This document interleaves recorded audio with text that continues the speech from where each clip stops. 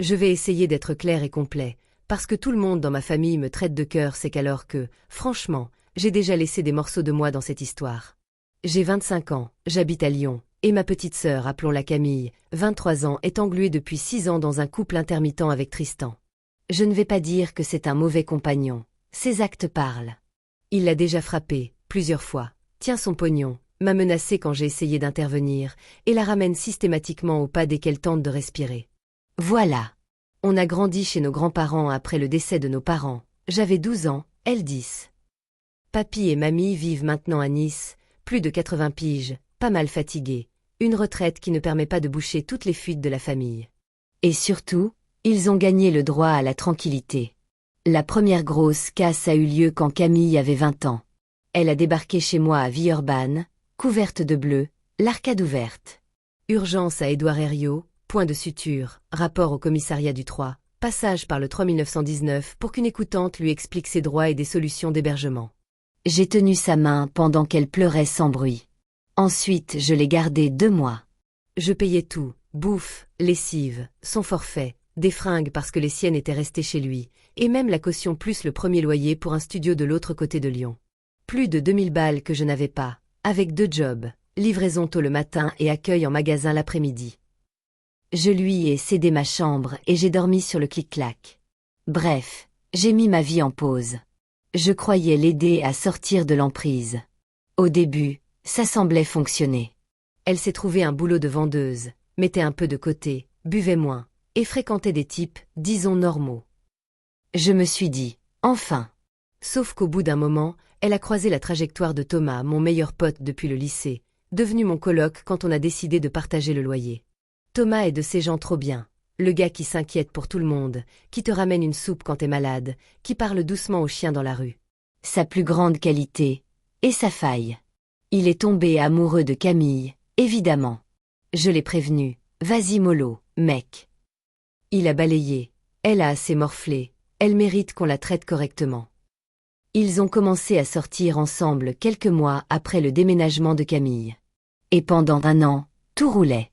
Thomas lui apportait des fleurs du marché. Ils partaient le week-end à Annecy ou en Drôme, ils parlaient de leur avenir. Un jour, je l'ai surpris à regarder des bagues chez Printemps. Là, j'ai eu le ventre serré.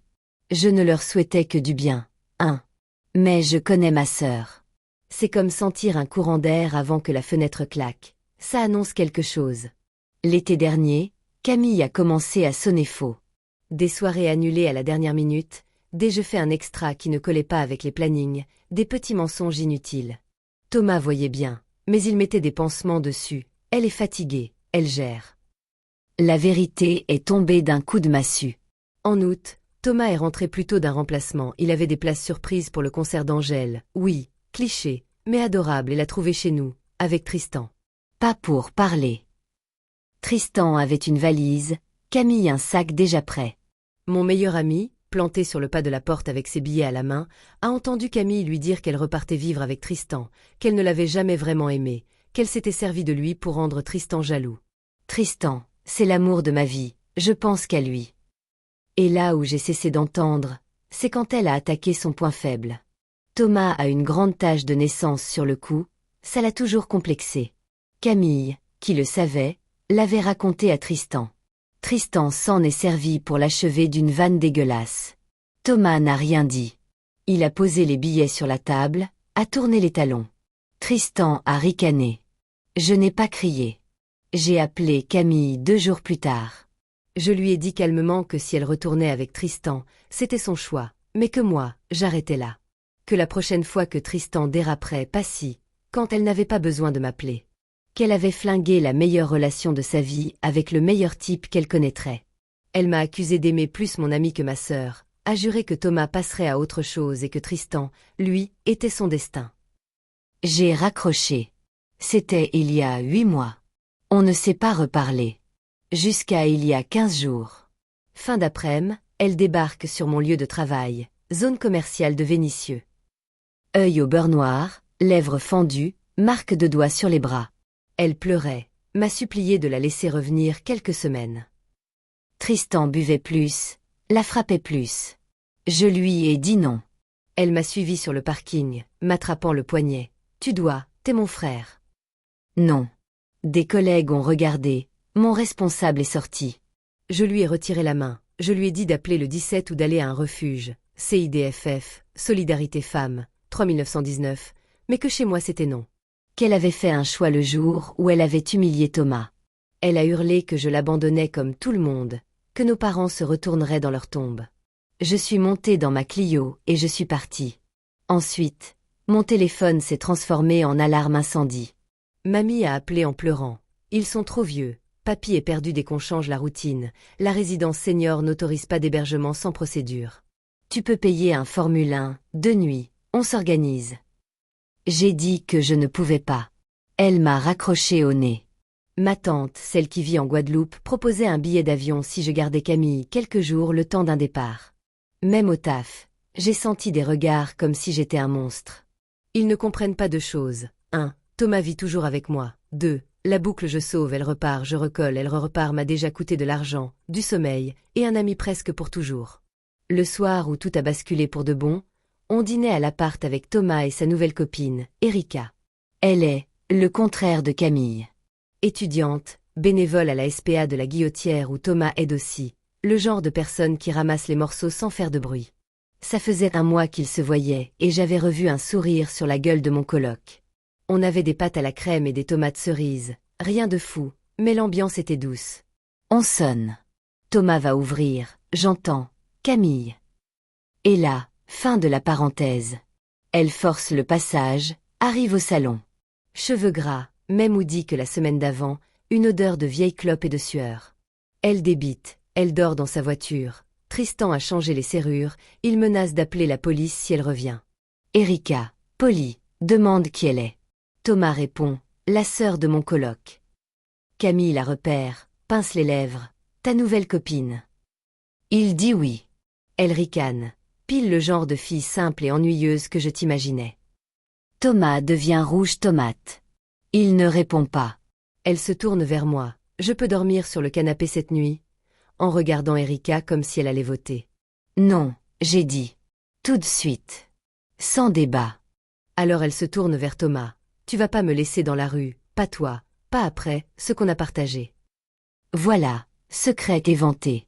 Thomas reste planté, nous regarde tour à tour. Il finit par dire qu'elle peut rester, une nuit. Qu'elle partira demain matin. J'ai voulu l'embarquer dans sa chambre pour parler. Je ne voulais pas laisser Erika seule face à ma sœur, mais c'était ça ou exploser devant elle. Tu te souviens de ce qu'elle t'a dit, la dernière fois? Tu te souviens de Tristan? Tu te souviens de la tache au cou? Il m'a répondu qu'il ne le faisait pas pour Camille, qu'il ne se le pardonnerait pas s'il lui arrivait quelque chose. Une nuit ne nous tuera pas, ça lui laissera le temps de réfléchir. J'ai dit que c'est exactement comme ça que Camille fonctionne. Un pied dans la porte, puis des exceptions, et on se retrouve à vivre ensemble le temps de trouver mieux. Je lui ai rappelé qu'elle venait d'insulter sa copine. Je sais, mais ma décision est prise. Quand on est revenu au salon, Erika avait filé. Thomas l'a appelé, pas de réponse. Je n'ai pas attendu la comète allait pour agir. Avant même que Thomas ne revienne, j'ai dit à Camille de partir. Elle a joué la carte des larmes. Je suis ta sœur, pas une inconnue comme ta meuf. J'ai répondu que je ne voulais pas revivre des mois d'occupation façon camping sauvage à la maison. Elle a continué d'argumenter. J'ai poussé la porte doucement jusqu'à la claquer entre nous. Thomas, de retour, a vu la voiture de Camille garée en bas. Il est descendu parler avec elle 20 minutes. Quand il est remonté, il m'a annoncé qu'elle avait une interview demain, qu'elle voulait juste une nuit au chaud et qu'il ne pouvait pas prendre le risque. Je lui ai dit qu'elle mentait. Que si vraiment il avait peur, il pouvait lui payer une chambre d'Ibis budget, mais pas chez nous. Il l'a fait.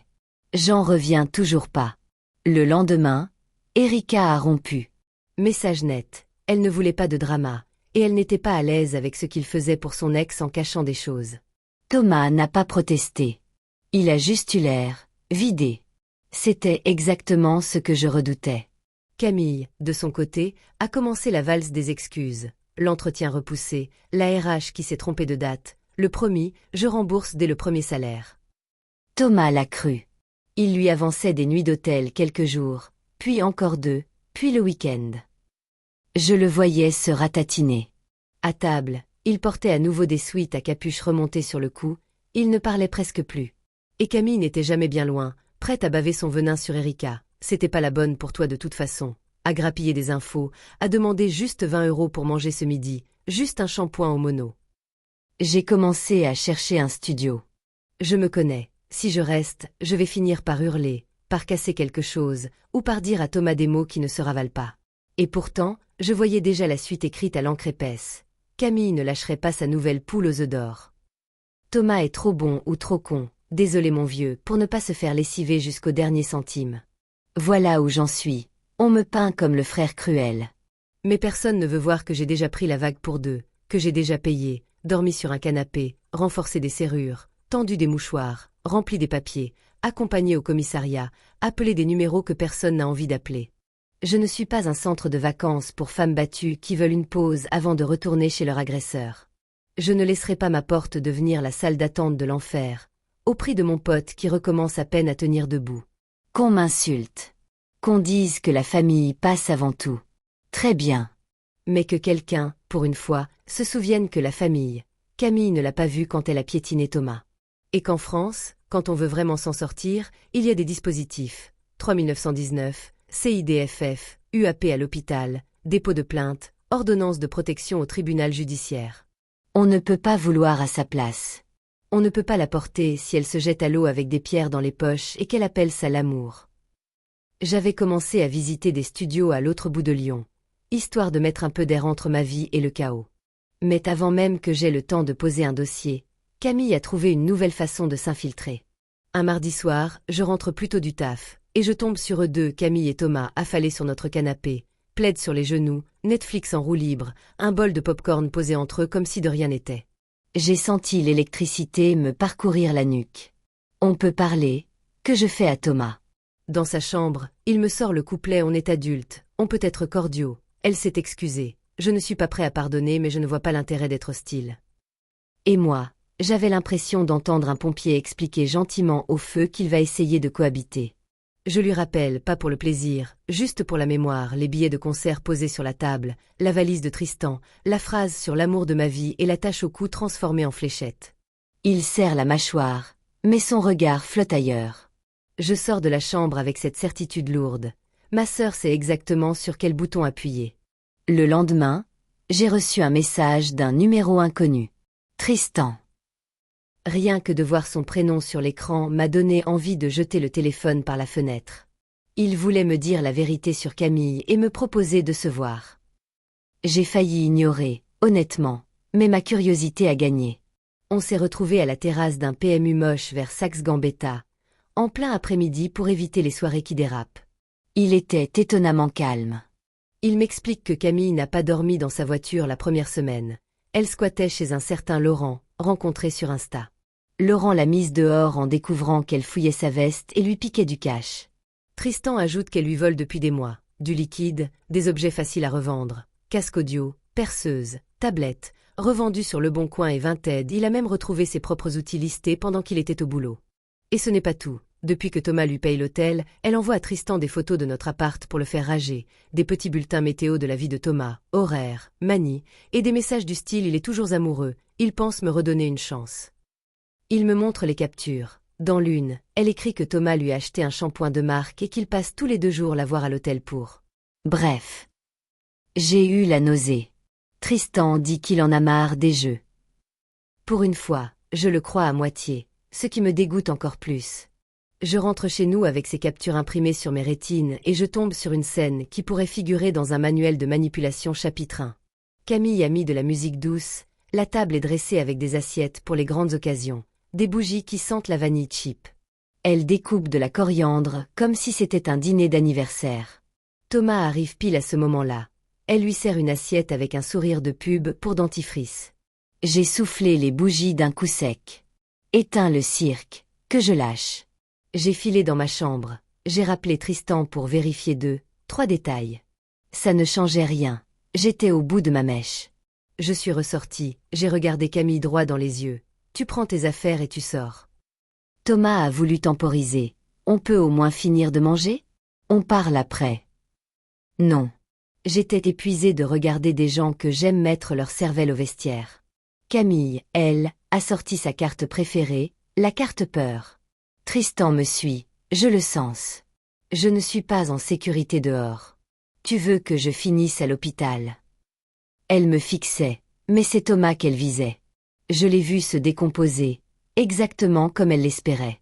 Je me suis entendu parler d'une voix monotone. Si t'as peur, commissariat du 7, dépôt de plainte, ordonnance de protection au tribunal judiciaire, le 3 1919, le CIDFF. Mais pas ici. Elle a planté ses ongles dans la lanière de son sac. Thomas a détourné les yeux. J'ai compris que je ne pouvais plus rien pour lui tant qu'il ne décidait pas de se sauver lui-même. Le lendemain, j'ai signé la réservation d'un studio à Vaud. Acompte versé, dossier CAF lancé, demande d'APL enclenchée. Quitte à payer des pénalités de bail, j'étais prêt. Je préférais perdre de l'argent que ma dernière noisette de santé mentale. Quand j'ai annoncé à Thomas que je déménageais, il n'a pas essayé de me retenir. Il a juste hoché la tête, triste et absent, comme un type qui sait qu'il vient de laisser brûler la casserole et qu'il n'a même plus la force de se lever pour couper le gaz. On a passé la semaine à se croiser. Il m'a aidé à descendre mes cartons le jour J, silencieux. Je me suis installée dans mon 20 mètres carrés avec une table IKEA bancale, un matelas roulé qui sentait encore le plastique, et le luxe inouï d'un espace où personne ne peut appuyer sur play pour ma place. Le premier mois, Thomas m'a envoyé quelques messages. Tu sais où est la rallonge? Le syndic a appelé. Bon courage pour tes cours. Jamais un mot sur Camille. Je me suis dit que ça roulait assez pour qu'il évite le sujet, ou que ça n'allait pas du tout et qu'il ne voulait pas m'entendre dire « je te l'avais dit ». Puis un samedi, 23 heures passées, téléphone qui vibre. Thomas. Sa voix tremblait. Elle est partie. Je n'ai pas compris tout de suite. Quand je suis rentrée du refuge, l'appart était vide. Plus de télé, plus d'ordi portable, plus de console. Et il me manque 600 € que j'avais mis de côté pour le loyer dans le tiroir. Ma carte bleue. Je crois qu'elle a vu mon code. Il y a des achats que je ne comprends pas. Je me suis assis par terre. Il a retrouvé un mot griffonné sur le plan de travail. Camille retourne avec Tristan. Il lui a promis de changer, l'amour de ma vie est tutti quanti. Elle remboursera dès que possible. Je n'ai pas dit je t'avais prévenu. Je lui ai juste demandé s'il avait déposé plainte. Demain, à la première heure, qu'il a dit. Je l'ai encouragé à faire opposition sur la carte, signalement à la banque pour les achats frauduleux, mail au bailleur pour expliquer sa situation. C'était dur de ne pas laisser sortir le vinaigre. 2 jours plus tard, Tristan m'a rappelé. Je m'attendais à du triomphe. Au lieu de ça, il m'a dit qu'il n'avait jamais repris contact avec Camille, qu'il voyait quelqu'un d'autre, qu'il avait bloqué le numéro de ma sœur depuis des semaines après des messages menaçants à l'adresse de sa nouvelle copine. La lettre de Camille n'était donc qu'une fable de plus, écrite au marqueur sur la table de la cuisine. Quand j'ai raccroché, je me suis demandé combien de versions de la réalité on pouvait fabriquer en 48 heures. Trop.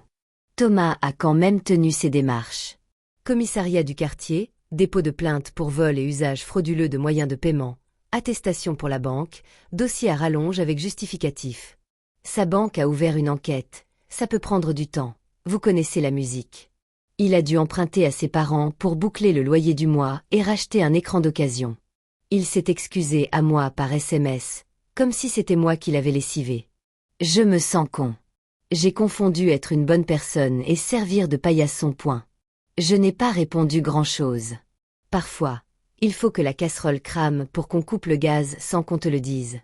Entre-temps, mamie m'a rappelé. Camille lui avait demandé de l'argent pour une caution d'appart, sous-entendu que Thomas et moi l'avions mise dehors sans 1 euro. Mamie voulait savoir si c'était vrai. Je lui ai raconté. Tout. Les bougies vanille, l'hôtel payé, la télé sous le bras, la CB siphonnée. J'entendais son souffle de l'autre côté, haché. On ne peut plus, mon chéri. On ne peut plus. Je lui ai dit qu'elle n'avait pas à pouvoir. Qu'elle avait fait assez. Elle a murmuré qu'elle le savait, mais qu'être grand-mère, ça ne s'éteint pas comme une lampe. J'aimerais vous dire que j'ai pris des nouvelles de Camille. Je ne l'ai pas fait. Je ne suis ni la police, ni un centre social, ni un super-héros. Je sais juste qu'il y a un commissariat à chaque coin de ville, des associations pleines de bénévoles, et des portes qui s'ouvrent si tu choisis de les pousser. Je sais aussi reconnaître quand on me prend pour un guichet. Thomas, lui, a quitté notre ancien appart. Trop cher pour un salaire et demi. Trop de fantômes dans les prises électriques. Il a trouvé une chambre chez un collègue du refuge, temporaire. On ne s'est pas revus. Pas par rancune, quoique, mais parce que je ne sais pas comment refaire ami avec quelqu'un qui peut si vite oublier sa propre valeur. Des fois, dans mon studio, j'entends le frigo ronronner comme un chat. J'attrape les fiches de paie que je classe consciencieusement dans une pochette bleue Bail plus banque. Je pose une bouilloire sur la plaque. Je regarde la pluie sur la fenêtre. Je respire sans demander la permission à personne. Et je repense à la phrase de Tristan, oui, même lui peut parfois dire vrai. J'en ai marre des jeux. Moi aussi. Les miens sont rangés dans un carton, étiqueté fin. Si Camille veut un autre plateau, il y a des joueurs plus compétents que moi. Juge des enfants, juge pénal, avocat, gendarme, assistante sociale. Moi, j'ai refermé la boîte. Pour de bon. Les semaines suivantes ont eu l'épaisseur des jours où on apprend à respirer sans compte à rendre. Mon studio à veau, minuscule, est devenu un îlot. Bouilloire cabossée, table Ikea qui boite, rideau à 9,99 € qui laisse passer juste assez de lumière. Je me levais tôt, j'allais bosser, je rentrais tard, j'alignais les pattes au pistou, je classais mes papiers CAF APL Banque dans une pochette bleue. À force, le silence a cessé de crier. Un samedi matin, je suis retombée sur Erika à la SPA. On remplissait des gamelles, elle a levé les yeux, un peu sur la défensive au début. J'avais prévu de filer, je suis restée. On a parlé sans tourner autour, la soirée gâchée, les bougies parfum vanille, la nuit de trop que Thomas avait offerte à Camille. Erika m'a dit qu'elle ne lui en voulait pas d'être gentille, mais qu'elle avait senti le gouffre, l'éternel triangle où la personne raisonnable finit toujours aplatie. Je n'ai pas signé pour ça, elle a dit, avec cette franchise propre et droite qui m'avait tapé dans l'œil.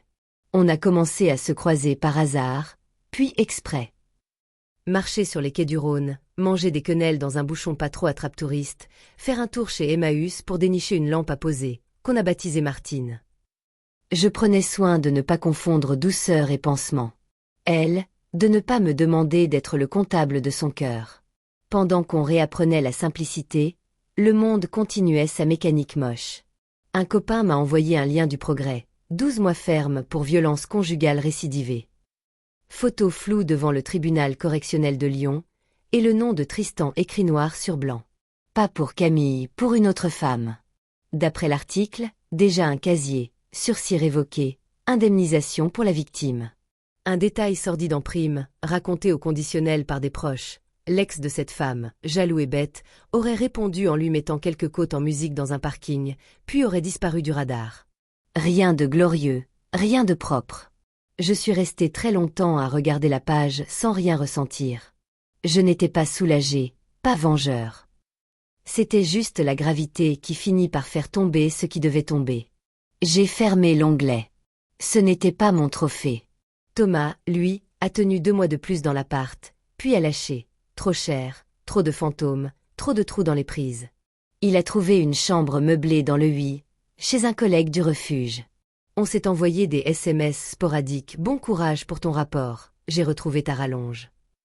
Pas une fois le prénom de Camille n'est passé par nos écrans. Dans le groupe d'amis, certains l'ont ghosté. Il s'est laissé refaire la vitrine 2 fois. Il cherchait la claque. Je n'ai pas ajouté de couche.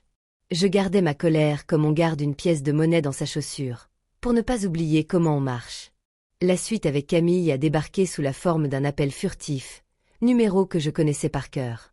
Elle ne m'a pas insultée. Elle n'a pas pleuré. Elle a été commerciale. J'ai besoin d'un avocat. Elle avait déjà un commis d'office, mais il ne bouge pas assez. Elle voulait un privé, quelqu'un de vraiment bon. Je lui ai demandé sa version sans baratin, sinon la conversation s'arrêtait. Elle a soupiré, puis elle a aligné les chiffres. Environ 2500 € de matériel pris à Thomas. Je te jure, je comptais rendre. 600 € d'espèces, la carte bleue empruntée avec code repéré. Je sais, je sais. Vol et escroquerie au moyen de paiement, le tout répété. Délit, audience au correctionnel, peine encourue entre 6 mois et 3 ans selon ce que dit l'avocat. Tu peux m'aider, frangin? Promis, je te rembourserai. J'ai écarté le téléphone de mon oreille, l'ai regardé comme un animal étrange, puis je l'ai remis. Non. Elle a tenté papy, mamie non plus, ils sont vieux, toi t'es jeune. Puis si nos parents étaient là? J'ai répondu sans hausser la voix. Nos parents ne sont pas là. Et même s'ils l'étaient, ils ne m'auraient pas demandé d'arroser ta dernière combine. Elle a murmuré tu es un salopard, j'ai dit bonne chance. Et la conversation s'est terminée sur le bip plat d'une tonalité. Je n'ai rien su pendant plusieurs semaines. J'ai continué ma vie à une vitesse raisonnable. Cours, boulot, lessive, quelques soirées chez des amis où on jouait à des jeux idiots, des marchés le dimanche matin à la Croix-Rousse, des petites victoires bêtes, mon premier rougail saucisse à peu près comestible, la cafetière qui ne fut plus. De temps en temps, je pensais à Thomas quand j'apercevais un gars en sweat à capuche remonter son col. À Camille quand je voyais une fille vérifier 2 fois la rue avant de traverser. On n'arrête jamais d'avoir des fantômes, on apprend juste à les asseoir au fond. La nouvelle est revenue par une amie de Camille. Une de ses copines remontée au hasard des soirées et des galères. Un DM sec, elle a pris 18 mois, dont du ferme, au tribunal. Remboursement à faire pour ton pote. Elle a pris un avocat commis d'office finalement. Voilà. Je suis restée immobile. 18 mois. Dans la tête de ma sœur, c'était sûrement une punition tombée du ciel. Dans la mienne, c'était la première conséquence qui ne retombait pas sur un autre. J'ai pensé à Thomas, à sa télé d'occasion, à ses parents qui avaient avancé la moitié du loyer, à son air absent quand il m'a aidé à descendre mon frigo jusqu'au camion. Je lui ai écrit, j'ai su pour Camille. Il a répondu, ouais. La banque a remboursé une partie. Le reste, j'attends. J'ai changé de boulot, je bosse plus. Ça ira. On n'a pas su quoi ajouter. On ne s'est pas vu. Erika et moi avons pris notre temps. Elle a voulu savoir si je fréquentais encore Thomas, si j'avais pardonné, si j'avais refait famille comme certaines personnes adorent le dire comme on repeint un mur. J'ai dit que non. Que j'avais accepté l'idée de ne pas récupérer tout le monde, et que ce n'était pas une faillite. On s'est fabriqué une vie à nous, avec des trucs ridicules et beaux. Une playlist commune où se côtoient Juliette Armanet et du vieux rap, un pot de basilic baptisé Jojo qu'on a failli tuer 3 fois, des Tupperware échangés comme des serments. Parfois on parle du futur. Parfois on se contente de taire le passé pour le laisser refroidir. Mamie m'a appelé une dernière fois. Sa voix faisait du tricot avec les larmes. Je lui ai expliqué, sans hargne. Elle a dit, on aurait voulu faire plus. J'ai répondu, vous avez déjà fait plus que votre part. Elle a ri doucement, tu parles comme un vieux. On a raccroché après un je t'aime qui ne posait plus de conditions. Pour Camille, je n'ai pas engagé de détective, je n'ai pas demandé des nouvelles au greffe, je n'ai pas mis d'alerte Google sur son nom. Je sais que quelque part, un juge a signé, un JAP, juge d'application des peines, signera des mesures, un jour, et que mon meilleur ami a reçu une lettre recommandée avec des mots qu'on n'oublie pas, dommages et intérêts, restitution. Le reste ne m'appartient plus. Je ne suis pas un ministère, je n'ai pas un budget pour réparer les vies. Je suis juste un type qui a appris, à la dure, que la famille d'abord n'est pas une incantation magique pour te vider ton compte et ton cœur. Si vous attendez une morale, j'en ai une minuscule. On ne sauve pas les gens en leur prêtant sa maison comme une salle d'attente entre 2 erreurs. On les sauve parfois en fermant la porte, en leur laissant le trottoir, la police, l'assistante sociale, la loi, toutes ces choses ennuyeuses et solides qui vous tiennent debout quand l'amour fout le camp. J'ai fait ce que je pouvais, souvent trop, parfois mal. Maintenant je fais ce que je dois, vivre une vie où mon canapé ne devient pas une tranchée, où mes clés ouvrent seulement mon chez-moi, où les pardons ne sont pas des tickets de métro à usage illimité. Le soir, quand je coupe la lumière, Martine projette un halo jaune sur le mur blanc. Il y a une plante qui survit par miracle, une pile de livres empruntés à la médiathèque, un message d'Erika bien rentré, cœur rouge, et cette impression d'avoir enfin posé le bon poids dans la bonne balance. Tout ne s'arrange pas, tout ne s'oublie pas, mais tout s'aligne un peu mieux. Et c'est suffisant.